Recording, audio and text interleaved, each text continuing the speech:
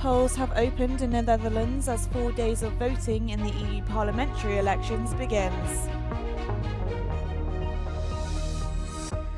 Far-right mavericks could craft a new alt-right group in the EU Parliament. We find out more with the Euronews Super Poll. D-Day ceremony is underway as Biden stresses Washington's and NATO's commitment to Ukraine. The curtain of the European elections is rising in the EU. The 4-day voting procedure starts on Thursday in the Netherlands, with elections taking place in all EU countries in the days to follow. On Friday, June 7, Ireland and Czech will be heading to the polls. The following day, Italy, Malta, Latvia, and Slovakia will open their votes. On Sunday, June 9, the final day of voting, the rest of the EU countries, including Belgium, Germany, Spain, and France, will open polls.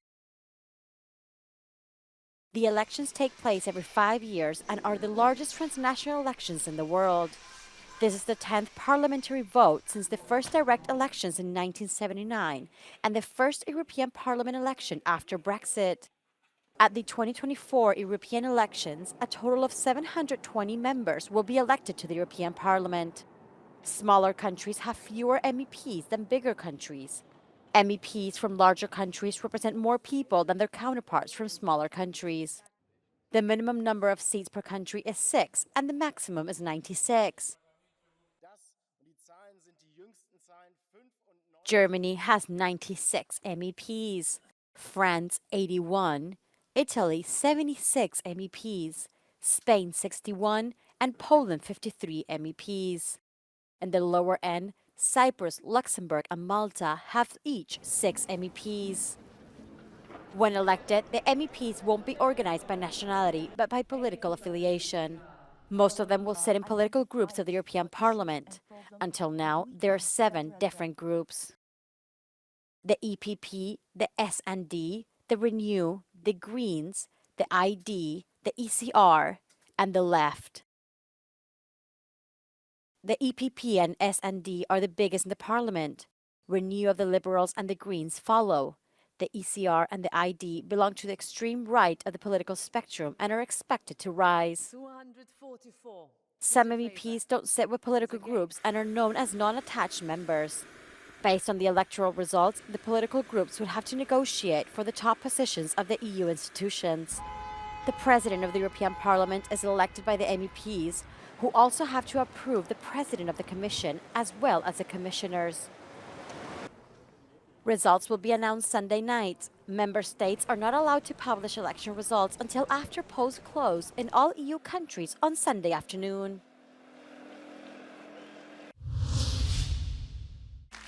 A final national debate with leaders of the 9 largest parties in the Netherlands ahead of the EU Parliament elections. As the Dutch are up first to vote, these leaders gave their final say on Wednesday, answering questions that included what's needed to make Europe safer.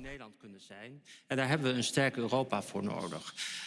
Dat Europa dat sterk is en ervoor zorgt dat we worden beschermd tegen Poetin. Op dit moment zijn er mannen en vrouwen 2000 kilometer hier vandaan strijden niet alleen voor hun vrijheid en veiligheid, maar ook die van ons. Dus we moeten vooral de mensen in Oekraïne ondersteunen dat zij winnen en niet dat Poetin wint. The topic of Russia's war in Ukraine was also discussed. Steunt Oekraïne in zijn strijd tegen de Russische agressor. Dat hebben wij in ons verkiezingsprogramma al duidelijk gemaakt. Maar dat is ook nog in het hoofdlijnenakkoord komen te staan. Hè, met meer woorden eigenlijk dan dat wij al in ons verkiezingsprogramma hadden.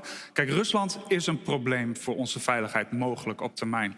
Maar wat mij betreft is de Europese Unie niet de hoeksteen van onze veiligheidsbeleid, maar is de NAVO dat. Dus wij moeten inderdaad via de NAVO zorgen voor onze veiligheid en zorgen dat de NAVO-landen, de NAVO-leden in ieder geval zo sterk mogelijk zijn. On the EU security, One party leader harped on the importance of collaboration. Veiligheid, want dan zijn we ook samen sterker. Dus daar zijn we als SP zeker voor.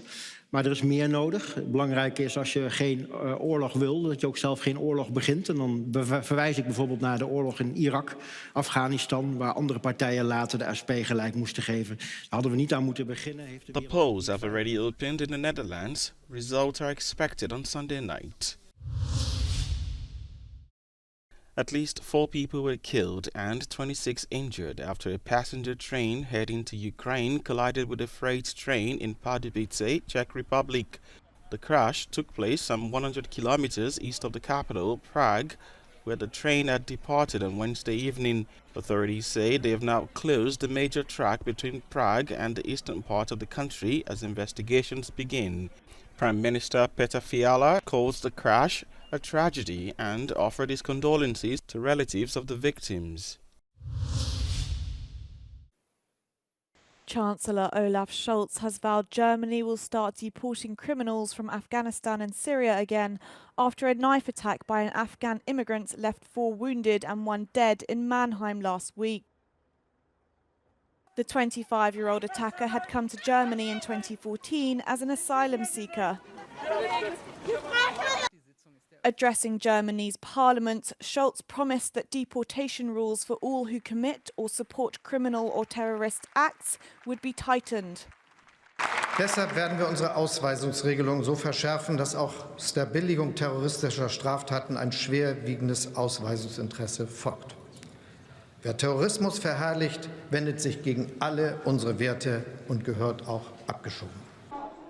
Germany does not currently deport convicted asylum seekers to Afghanistan or Syria, but the Chancellor said his government was working on a solution to enable deportation to Afghanistan's neighbouring countries.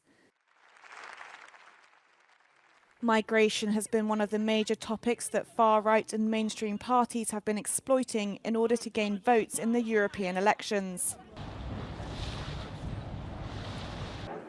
Scholz and his Social Democrats, as well as other mainstream parties, have been trying to depict themselves as tough on migration and radical Islam in hopes that voters won't turn to the far-right Alternative for Germany to tackle these issues.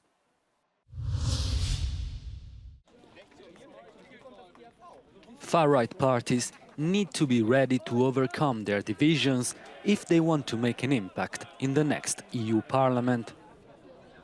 Germany's AfD is searching for a new political family after its expulsion from Identity and Democracy, and it might decide to form its own one.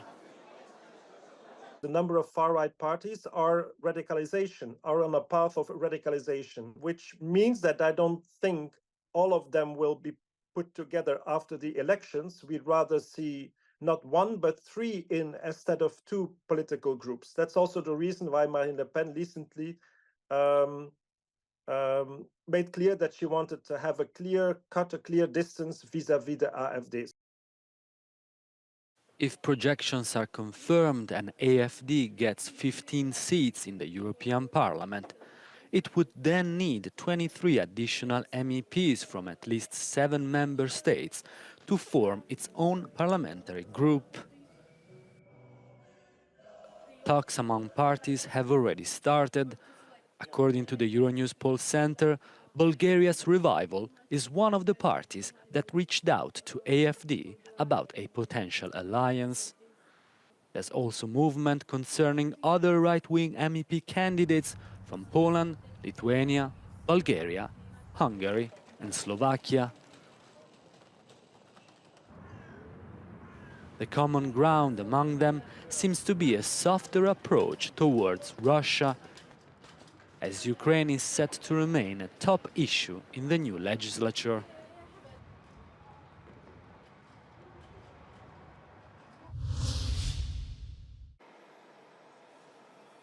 Ukrainian President Volodymyr Zelensky has arrived in France for celebrations marking 80 years since D-Day, the biggest amphibious invasion in military history.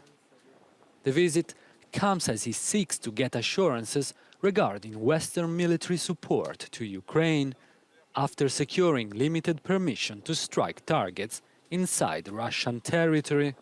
US President Joe Biden has joined the ceremonies too. After saluting World War II veterans, he hailed America's contribution to the liberation of Europe and stressed that the US needs to keep playing an international role in the future. The United States and NATO and a coalition of more than 50 countries standing strong with Ukraine. We will not walk away.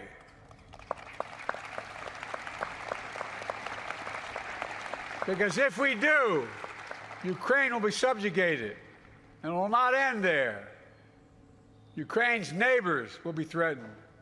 All of Europe will be threatened. And make no mistake, the autocrats of the world are watching closely to see what happens in Ukraine, to see if we let this illegal aggression go unchecked. We cannot let that happen. To surrender to bullies, to bow down to dictators, is simply unthinkable. D-Day commemorations also feature the UK royals, British Prime Minister Rishi Sunak and the host country's president, Emmanuel Macron. He awarded 11 US veterans with the Legion of Honor, France's highest distinction, during commemorations in Colville-sur-Mer. Monsieur Richard Stewart, au nom de la République française, nous vous faisons chevalier de la Légion d'honneur.